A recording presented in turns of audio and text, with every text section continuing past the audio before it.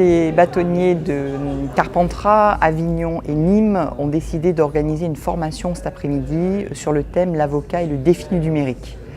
Dans le cadre de cette formation, nous avons décidé effectivement d'accueillir le Conseil national des barreaux et plus particulièrement Monsieur le Président avec des présidents de commission parce que nous pensions qu'il était effectivement important de pouvoir montrer aujourd'hui quel était le nouveau visage de la profession d'avocat. Les questions étaient surtout axées sur la formation de l'avocat, effectivement, le rôle de l'avocat dans le cadre de la phase amiable, effectivement, l'avocat dans le cadre du règlement amiable des différends et non pas uniquement l'avocat dans les juridictions.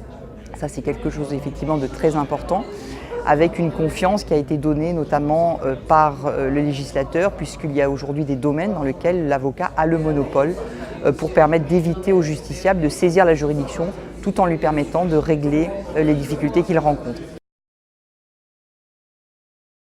Nous avons bataillé pour avoir un examen national unique d'entrée dans des écoles, un examen totalement refondu, limité à un certain nombre d'épreuves que j'appelle des épreuves reines, et qui sont des épreuves non plus de dissertation ou de commentaires d'arrêt, dont vous m'accorderez que tout cela est quand même très universitaire, mais qui sont des épreuves de consultation et de cas pratiques. C'est fait.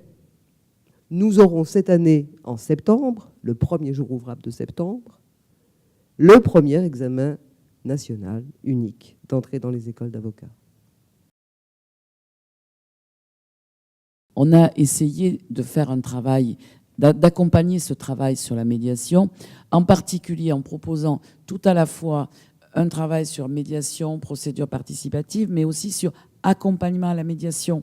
Parce qu'à partir du moment où il y a de la médiation, il y a de l'accompagnement à la médiation. Mais il faut que les confrères se forment là-dessus. On n'y va pas comme ça, en faisant ce qu'on fait devant une juridiction. Si nous n'organisons la profession, la formation et l'ensemble de ce qui nous entoure qu'à l'aune de l'image judiciaire, nous aurons tort. La matière judiciaire est fondamentale, elle est indispensable. C'est elle qui nous permet de mailler le territoire en premier. C'est vrai tout cela. Mais ce n'est pas elle qui va économiquement permettre à la profession d'avocat de dominer ses concurrents.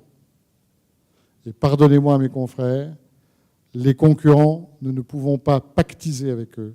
Nous devons les dominer. C'était effectivement pour nous relativement important de montrer aussi que l'avocat n'est pas figé dans son cabinet, mais qu'il prend à bras le corps effectivement ce défi du numérique avec toutes les plateformes, notamment cette plateforme avocat.fr qui est une plateforme créée par le Conseil national des barreaux et qui permet d'assurer, si vous voulez, un sérieux, une sécurité juridique pour les personnes qui vont consulter ce site, puisqu'ils savent principalement qu'ils vont avoir des avocats en face d'eux. Nous avons extrêmement apprécié en fait le déplacement effectivement du président du Conseil national des barreaux et des membres de la commission, parce que ça démontre effectivement leur écoute face aux avocats de province, puisqu'on a toujours l'impression effectivement qu'il peut y avoir un fossé entre les avocats de province et effectivement le Conseil national des barreaux. Ça démontre effectivement l'écoute du Conseil national des barreaux face à l'ensemble des avocats de France, parce que c'est quand même notre organe représentatif de la profession. Donc c'est quelque chose de très important pour nous aujourd'hui que le président soit déplacé dans le Vaucluse.